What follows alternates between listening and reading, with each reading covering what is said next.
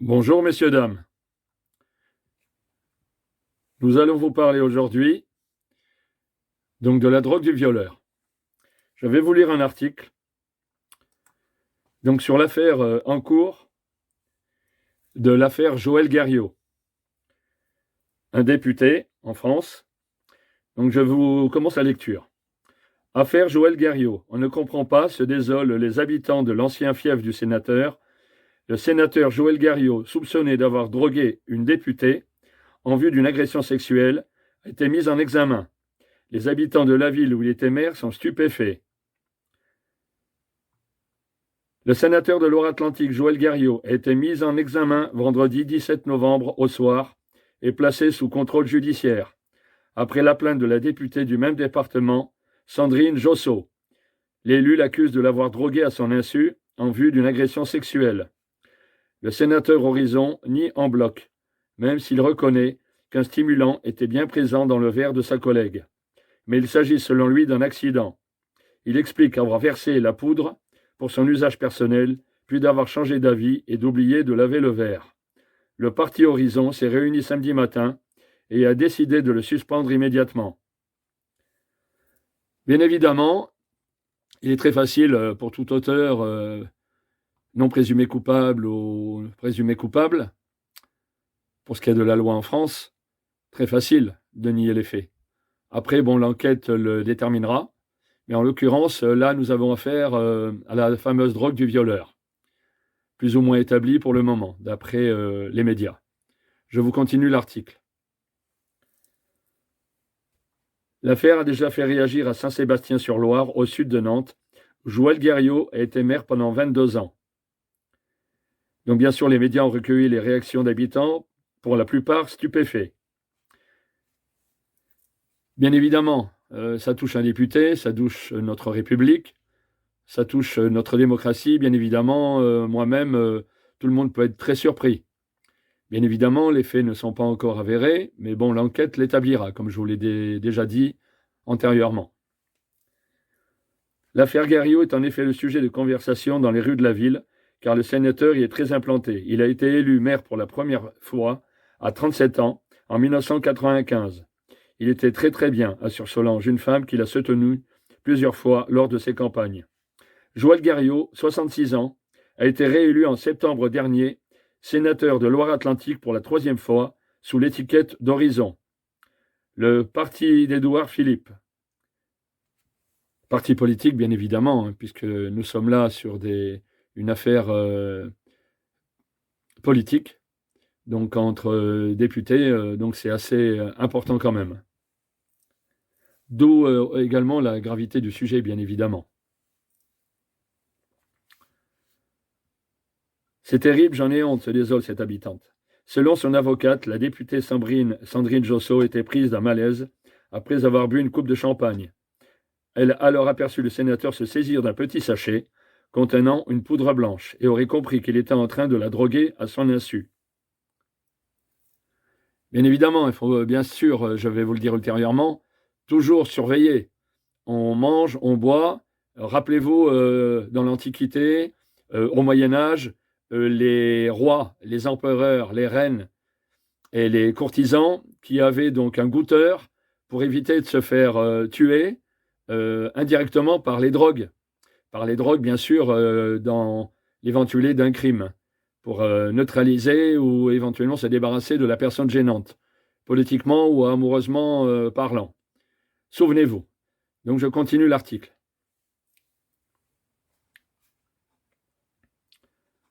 Les faits reprochés à l'élu révoltent ses habitants. Je n'excuse pas ça, on ne comprend pas. On est surpris et choqué, dit l'un d'eux. Ce sont des choses terribles. Ce n'est pas beau ce qu'il a fait, enchaîne une habitante. Oui, bien sûr, l'habitante, ce n'est pas beau ce qu'il a fait. Je pourrais m'adresser à cette dame, lui dire que l'enquête n'a pas abouti. Là, pour le moment, mise en examen, et pour le moment, l'enquête est en cours. Voilà, donc là maintenant, je vais vous déterminer un peu les tenants et les aboutissants de la drogue du violeur. La drogue du violeur, donc bien évidemment pour l'agresseur sexuel, à son insu. Donc bien sûr, il faut quand même faire très attention, hein, je vous le dirai ultérieurement, hein, c'est pas, je vous le dirai dans l'actualité du dénouement de mes recherches. Donc c'est le GHB.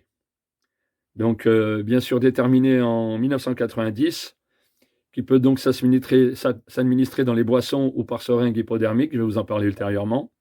Vous avez le GBL également et le BD. Donc là, je ne vais pas faire, donc disons, la définition de ces termes biologiques. Je ne suis pas un biologiste. Ça ne vous apportera rien de plus. Hein. Vous pouvez aller le rechercher sur Internet, qui vous donneront donc les indications biologiques et techniques, scientifiques. Donc, je ne suis pas là pour ça. Hein. Je ne suis pas biologiste. On n'est pas dans un cours de biologie. Je vais vous donner donc les mesures à prendre et tout ça, les conséquences, les causes, bien évidemment, et les profils des auteurs, comme d'habitude. Donc, les signaux d'alerte. Il est incolore. Il est salé. Il peut être salé ou alors avoir un petit goût de détergent, d'eau savonneuse ou de javel. Enfin, vous voyez, hein, toutes sortes de produits d'entretien. Il est inodore. Donc, ce n'est pas la peine d'aller sentir votre verre. Hein, vous ne pourrez pas le déterminer. La couleur peut changer, elle peut être trouble. La couleur de la boisson, quelle qu'elle soit, ça peut être dans un alcool, ça peut être dans l'eau, ça peut être dans un café, dans un thé, toutes sortes de boissons, bien évidemment. Donc, la couleur, la texture peut changer. Vous avez aussi parfois dans les boissons alcoolisées ou les eaux gazeuses, il peut y avoir des bulles anormales ou, encore, je vous le redis, une texture anormale dans le verre. Nous allons parler des effets. Les effets, bien sûr, le but pour l'auteur, pour le violeur ou l'agresseur sexuel présumé, le but, c'est d'annihiler la personne qui est en face de lui.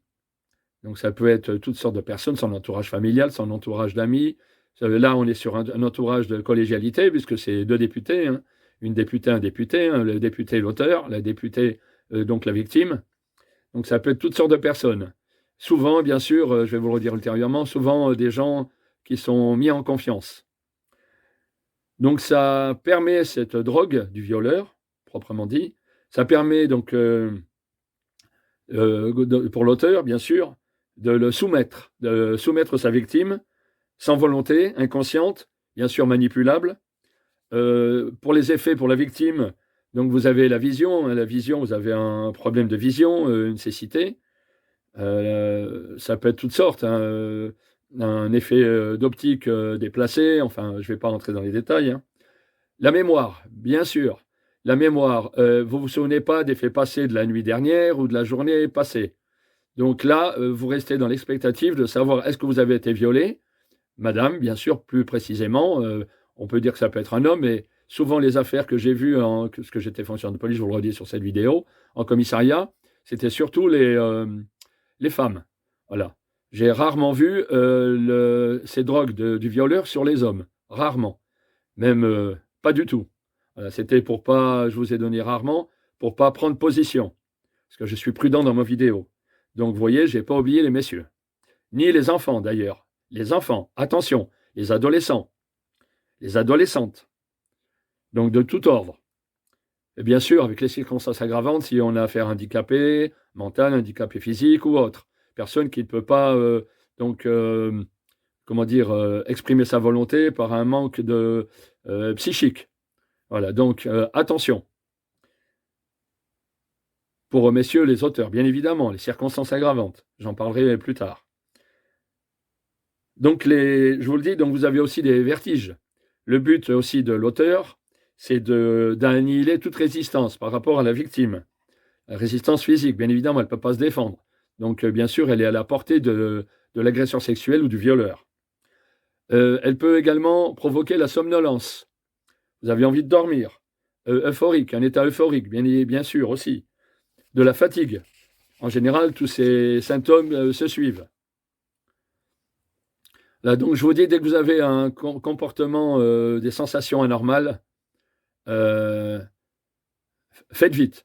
Je vais vous le dire ultérieurement, dans mon programme de la vidéo, comment se protéger. Donc, j'y arrive. Se protéger, donc, dites toujours, quand vous allez quelque part, vous vous rendez dans un lieu que vous connaissez ou pas, Dites toujours à quelqu'un, ça va vous rappeler quelque chose d'ailleurs, dites toujours à quelqu'un où vous allez, à quelle heure vous partez, à quelle heure vous êtes de retour. Donc là, bien sûr, ça vous rappelle nos parents, mes parents, quand ils me disaient où vas-tu?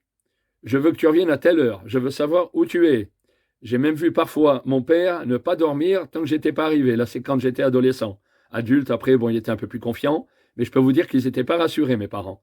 Donc voilà, encore, je veux dire, une autorité parentale sans faille. Voilà, c'était des bons parents. Je sais qu'il n'y a pas que les miens, hein, je sais qu'il n'y a pas que les miens.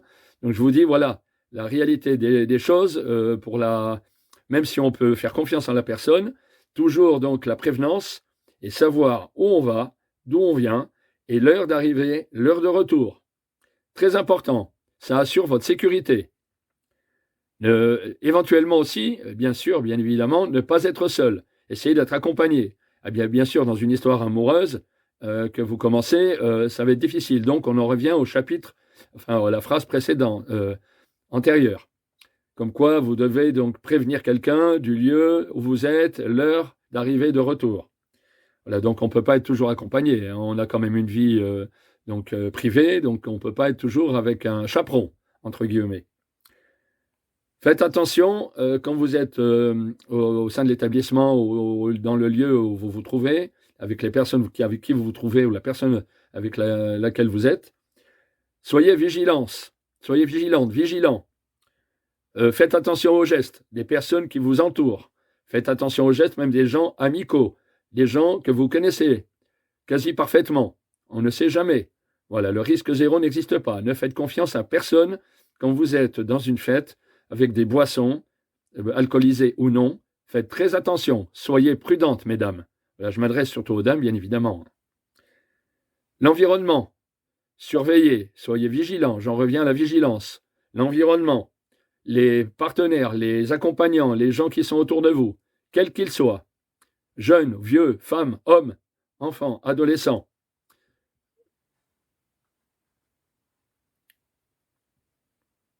Donc je vous dis surtout, faites très attention. Je viens d'avoir un petit problème technique là, mais bon, c'est réparé. Oui, alors je vous le dis, hein, faites très attention. Donc l'environnement, hein, je vous le dis, soyez prudents. Soyez aussi, vigilants sur vos limites d'alcoolisation, de boisson. Faites très attention, mesdames, messieurs. Enfin, mesdames surtout, hein, j'en reviens aux dames, et je ne vais oublier personne. Et les adolescents, je répète, les enfants, faites très attention. Voilà, vous êtes d'autant plus, susceptibles d'être victimes, puisque vous êtes sans défense devant un adulte, les enfants, les ados, hein, je m'adresse à vous. Faites très attention. Hein. Vous êtes physiquement, à part si vous avez 16 ans, que vous êtes bâti comme un adulte, ça arrive, hein, j'ai vu hein, des adolescents de 14 ans, hein, avoir une taille et une force comme un adulte, hein, ça existe, hein, bon, c'est les forces de la nature, hein, mais vous ne serez pas en possibilité de vous défendre. Voilà. Et les auteurs peuvent être à plusieurs, donc ils peuvent être deux, ils peuvent être trois. Voilà. J'ai parlé d'unicité, mais ils peuvent être deux. Et donc un qui surveille, l'autre qui met la boisson, donc qui met le contenu, la drogue du violeur, dans le verre ou la bouteille. Donc, surveillez également donc, le versage du verre et de la bouteille vers le verre. Surveillez tous les faits et gestes autour de vous. Surveillez les personnes qui sortent un sachet ou un produit donc stupéfiant ou autre. Surveillez tout, les moindres gestes. Surveillez aussi les personnes qui sont autour de la personne que vous surveillez. Comme je vous ai dit, l'auteur n'est pas toujours seul. Moi, j'ai vu en commissariat, ce que j'ai vu, hein, j'en ai pas vu beaucoup, mais j'en ai vu, en général, c'était des solitaires. Mais je vous dis, on peut envisager plusieurs, voire deux ou plusieurs individus. Voilà, une bande organisée qui se sert de la drogue du violeur. Hein. Voilà, ce qu'on appelle les viols tournants péjorativement. Donc là, vous voyez, se protéger toujours. Ne faites confiance à personne. Ne faites confiance à personne. Il faut connaître la personne, mais même si vous la connaissez, soyez toujours prudent. La plupart du temps, je vais peut-être en revenir plus tard, la plupart du temps, pour un gros pourcentage, c'est des gens en qui vous avez confiance et qui mettent en confiance les victimes. Donc, vous le savez, hein, pour le viol, c'est souvent le cas, que ça soit viol ou attouchement sexuel ou abus sexuel, hein, quel qu'il soit, ou d'autres crimes et délits, malheureusement, hein, là nous sommes sur la drogue du violeur, donc nous sommes sur le viol par rapport à la drogue du violeur, les attouchements, les abus sexuels, mais je vous dis, dans les cas de figure les plus courants, c'est mise en confiance et connaissance de la personne. Voilà, ça peut être aussi l'entourage professionnel, familial et amical. Soyez prudentes, mesdames. Vous pouvez vous protéger aussi dans certains établissements, donc je l'ai vu parce que je suis les médias d'une façon active. Vous avez les couvercles. Donc les couvercles qui peuvent mettre sur les verres et qui empêchent justement l'administration dans le verre d'un produit pour la drogue du violeur ou autre, un stupéfiant quelconque, quelqu'un qui aurait des intentions malveillantes. Donc surveillez bien votre verre s'il n'a pas sans changer de place. Surveillez votre verre, à la limite, bon, personne ne le dit, mais j'ai appris à être assez rusé de par mon métier. Mettez un marquage sur le verre avec un petit feutre que vous emmenez avec vous. Mettez un marquage sur le petit couvercle sur le côté. Voilà, un petit marquage ou un point. Hein. Comme ça, vous verrez si le couvercle a été enlevé. Je vous donne encore une précision. Ça, personne ne le dit. Hein. J'ai regardé partout, personne ne le dit. Voilà, c'est pas par prétention que je vous dis ça. Vous peut-être un petit point, en communication avec un point sur le verre, si c'est possible. Ça peut être un verre en papier, vous savez, les plastifiés. Bon, un verre en matière, comment dire, en verre ou en métal, ça va être plus difficile, mais je pense que le feutre fait parfaitement l'affaire. Ça, donc la personne qui aura des intentions malveillantes ne le verra pas. Ça ne sera pas perceptible pour elle. Vous le faites bien sûr avec toute discrétion, hein, pas devant tout le monde. Voilà, vous vous mettez dans un coin ou vous vous tournez et vous mettez un petit point de marquage. Comme ça, vous verrez si votre couvercle a bougé. Ça, personne ne l'a dit jusqu'à maintenant. Moi, je vous donne cette référence. Surveillance du verre, bien évidemment, hein, je vous l'ai dit, ou de la bouteille, toujours, toujours. Pourquoi pas aussi un marquage sur la table, hein, si vous pouvez l'enlever, vous pouvez l'effacer. Hein. Voilà, comme ça, vous voyez si quelque chose a bougé. Et si vous êtes donc dans une boîte de nuit ou autre, dans une fête, si vous allez danser, toujours avoir un œil sur votre verre et la bouteille. Toujours avoir un œil sur les gens qui sont assis sur les fauteuils, que ça soit un mariage, bon, c'est peut-être moins risqué, mais même. Ne faites confiance à personne, quelle que soit la situation, le lieu ou les personnes. Je vous le dis, un mariage, une fête, même si c'est amical, même si c'est familial, tout peut arriver. En famille, en général, vous avez des gens de l'extérieur qui viennent. Donc, je vous dis, même un mariage, un baptême, n'importe quoi. Personne n'en parle, mais moi, je vous le dis. Donc, ça veut dire, ne faites confiance à personne et à aucune situation. Je sais que vous allez me trouver parano, mais il vaut mieux être parano que violer et tuer. Je pense que nous sommes d'accord. La boisson aussi, il peut y avoir le goût. Donc, un goût inhabituel, que vous avez une boisson en général que vous avez l'habitude de boire. Voilà, donc, surtout, ne pas consommer. Et éventuellement s'en débarrasser ou la ramener donc à la personne qui vous a servi. Voilà, mais pas un particulier. Parce que vous allez donner l'alarme à un auteur d'infraction qui pourrait éventuellement qui aurait pu vous violer en vous mettant la substance. Donc vous allez vers le serveur ou vers la sécurité, ou si vous êtes dans un endroit privé ou public, vers la sécurité, vers quelqu'un donc professionnellement de confiance, c'est-à-dire sécurité ou comme je vous dis, le serveur ou le patron de l'établissement. Voilà. Là, normalement, ça minimise les risques. Donc, dès que vous avez un malaise, dès que vous avez quelque chose d'anormal, physiquement, moralement, toutes sortes d'alertes qui peuvent vous donner, une information dans votre état qui n'est plus le même.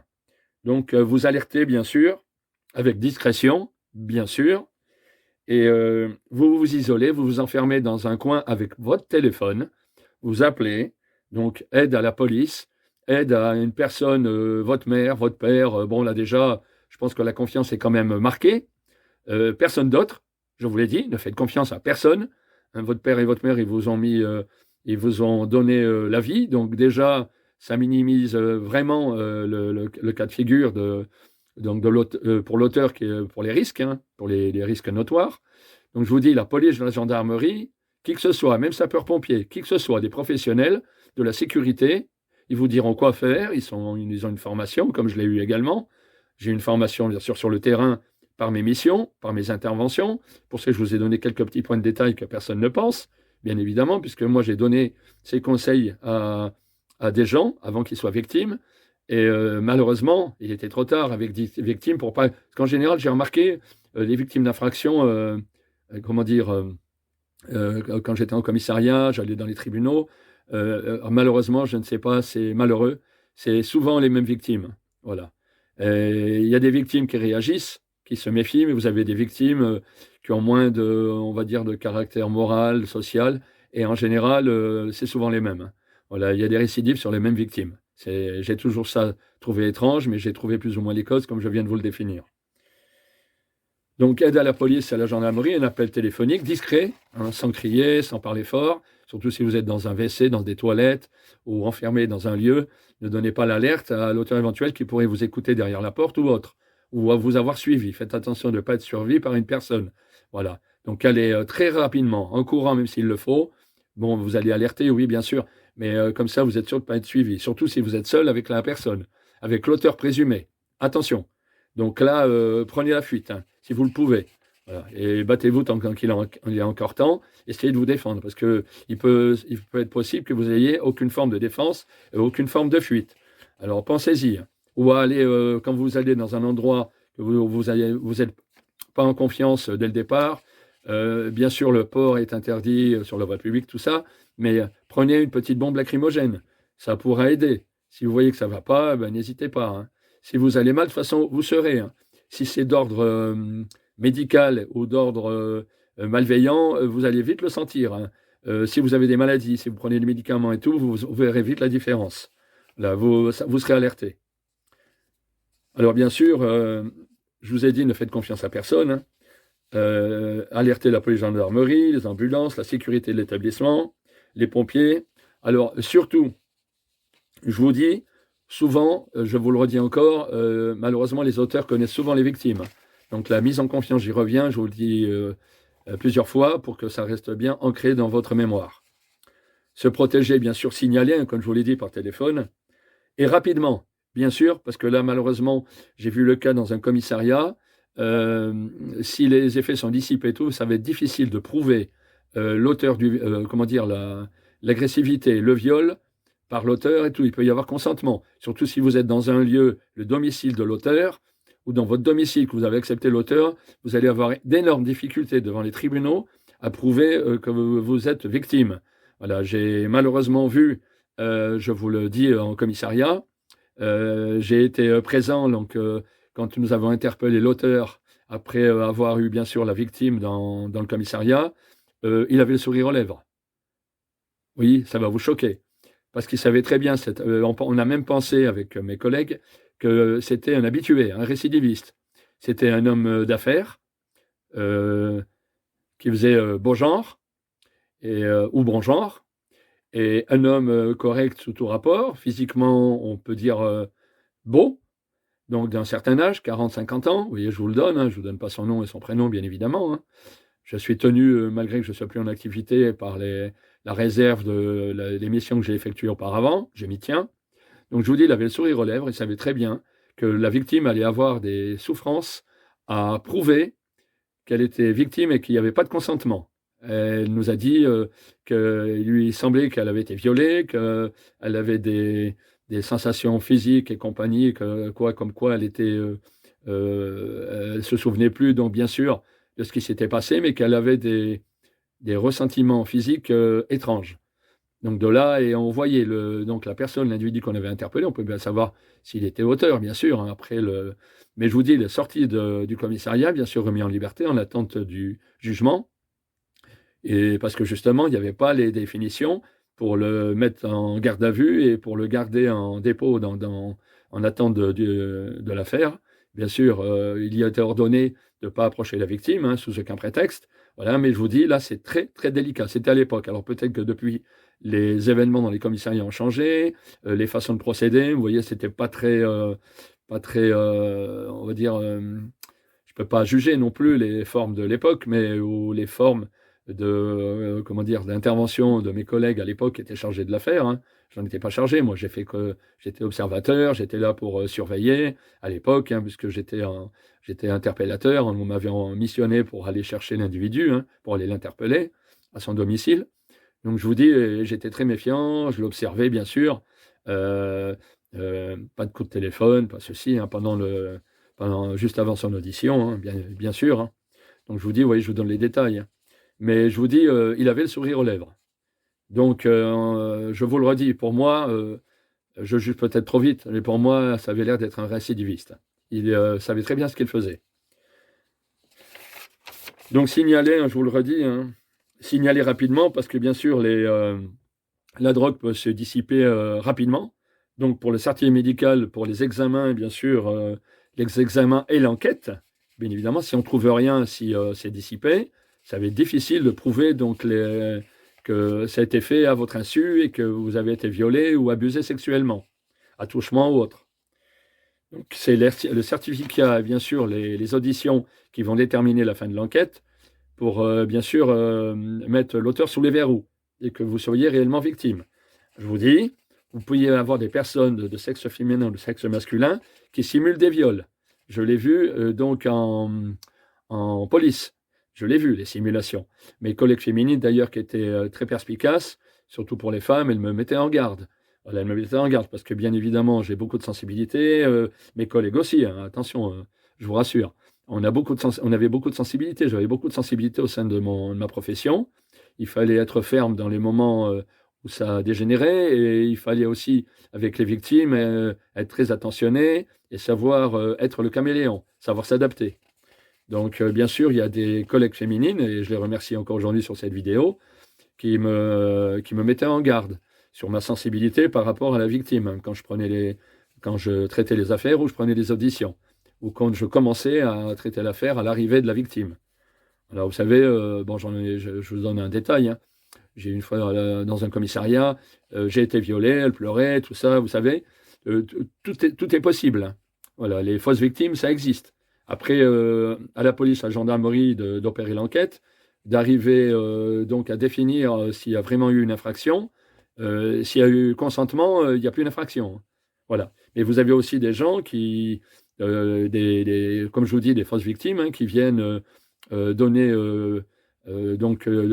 disons, une agression, qui viennent nous dire, voilà, j'ai été violé, j'ai été frappé, enfin, ainsi de suite, hein, et qui viennent donc vous dire diverses faits donc d'auteurs par rapport à eux, hein, en tant que victime, et puis il s'avère que c'était inexact. Alors il fallait qu'on fasse très attention, hein.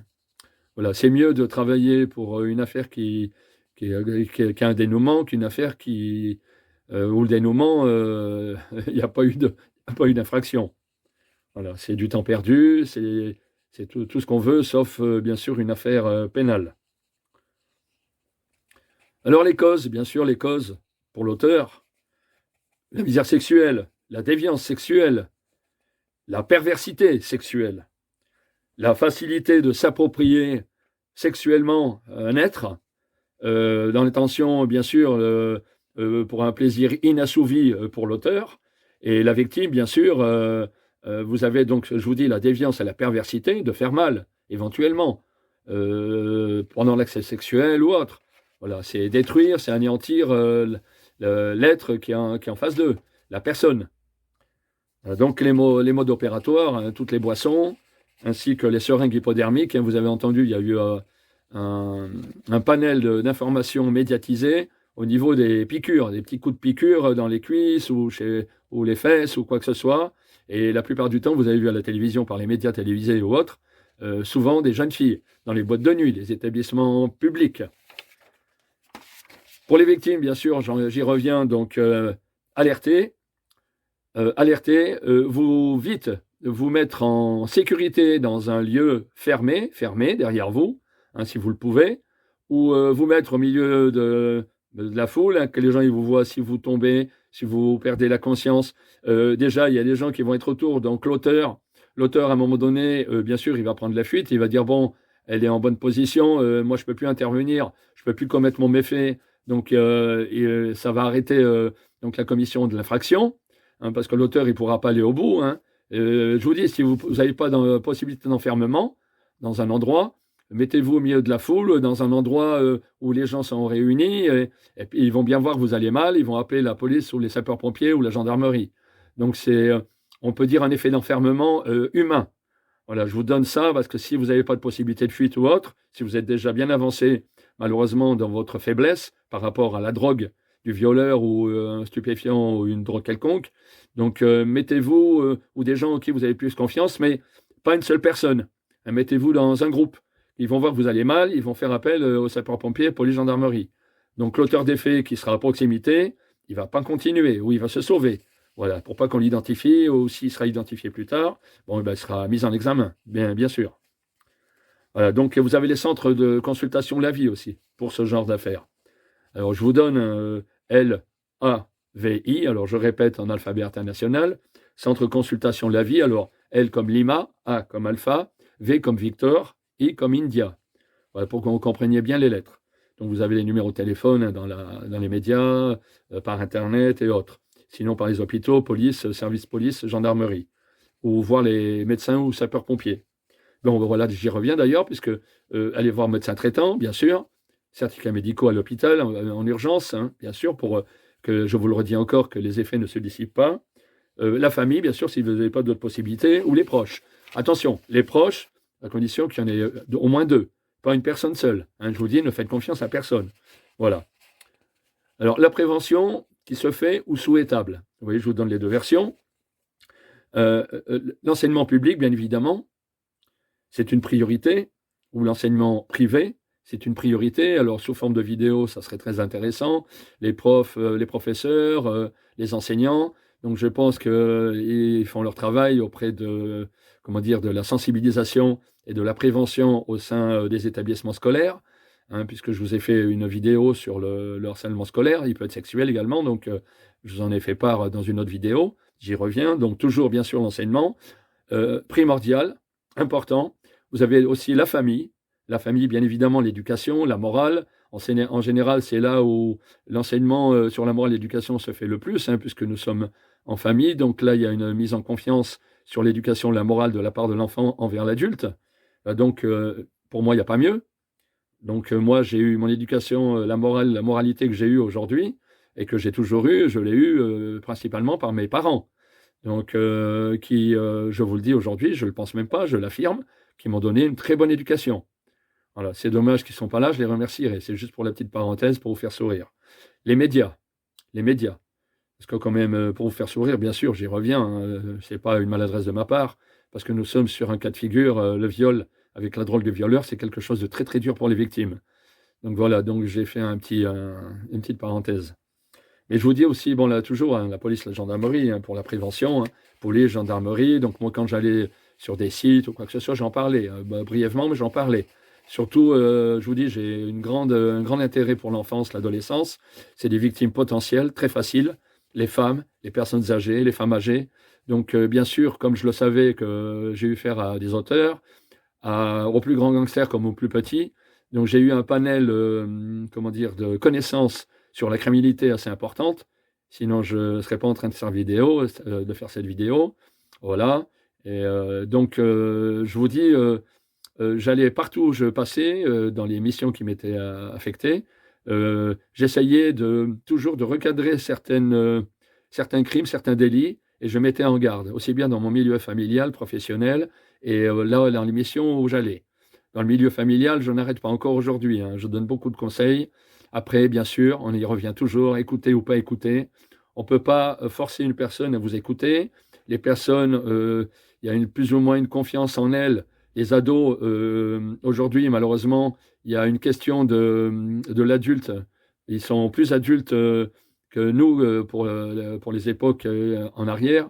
Hein, donc, vous avez un avancement de comportement adulte chez l'enfant et l'ado qui est exacerbé par les médias et par Internet, par l'informatique, hein, tout ce qui est numérique.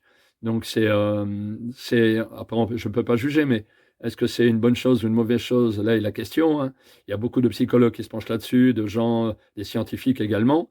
Mais je vous dis, donc, comme il y a une mise en confiance d'eux-mêmes, comme quoi ils ont mûri, enfin pas mûri, mais ils ont grandi trop vite par rapport à certaines informations, donc ils ne vous écoutent pas trop. Je l'ai remarqué, vous voyez, je vous renvoie mon assentiment et ressentiment psychologique de la part des adolescents, des enfants. Alors j'insiste, je fais du lavage de cerveau, je le dis aujourd'hui, je leur dis demain, vous voyez. Donc je le fais également, j'en reviens donc au sujet. pour ce qui est de la drogue du violeur. Vous voyez, j'en parlais là avant de faire la vidéo, j'avais une jeune fille à côté de moi, je lui en parlais.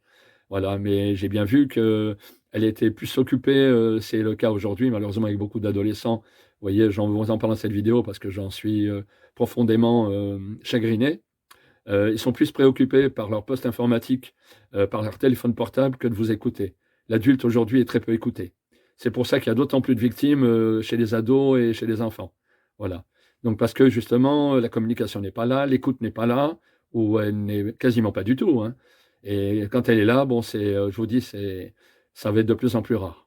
Voilà. Je suis un peu affolé de voir ce manque de communication, ce manque d'écoute, parents-enfants, ou enfants-parents, hein, dans l'autre sens, ou adolescents. Donc voilà, donc je vous dis, la drogue, pour revenir au sujet, la drogue violeur, voilà, je pense avoir fait le tour, hein.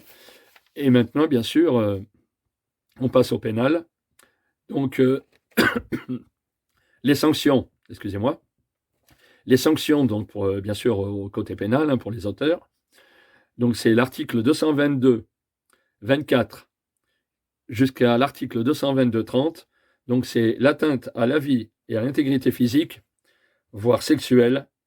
Donc, sur les adultes, bien sûr, c'est prévu et réprimandé, puni de 5 ans de prison d'emprisonnement et de 75 000 € d'amende. Pour les mineurs, bien sûr, les mineurs, garçons ou filles, donc c'est 7 ans d'emprisonnement, et vous avez bien sûr pour les auteurs 100 000 € d'amende. Donc messieurs les auteurs, je pense que si vous lisez cette vidéo, vous serez des gens avertis. Donc c'est bien qu'il y ait cette dissuasion pénale pour toute infraction, qu'elle soit criminelle, qu'elle soit intentionnelle ou pas, parce qu'après, bien sûr, les tribunaux le définissent, hein, quand c'est pas intentionnel. Bon, les accidents, bien sûr, arrivent, hein, qui peuvent amener sur du pénal, donc aussi bien accident de la route, hein, pour les constitutions partie civile et tout, mais là n'est pas le sujet. Donc je vous donne une parenthèse justement des diversifications du pénal, hein, des pénalités. Mais je vous dis, là, la drogue du violeur, les sanctions, elles peuvent quand même, si les sanctions étaient souvent ordonnées, c'est mon avis, hein, c'est pas un jugement, hein, je me permets pas. Je ne suis qu'une personne qui a été en activité de police pour protéger les biens et les personnes. Donc je ne prendrai jamais position par rapport à un jugement. C'est seulement une constatation, hein. Je vous dis, si les futurs auteurs connaissaient les sanctions pénales, vous voyez, la mise à disposition des sanctions pénales pour l'ensemble donc des personnes en général, de l'humain, il y aurait, c'est mon avis, ce n'est pas un jugement, je le répète, il y aurait peut-être moins de crimes et délits en France et sur cette planète, voilà, dans le genre humain. Là, donc je vous dis, je pense avoir fait le tour, et je vous dis donc, attention, confiance en personne, hein, pour la conclusion, surveillez bien votre environnement, surveillez bien les personnes, soyez vigilantes, mesdames, et faites très attention à vos boissons, ainsi que donc dans les établissements où vous vous trouvez.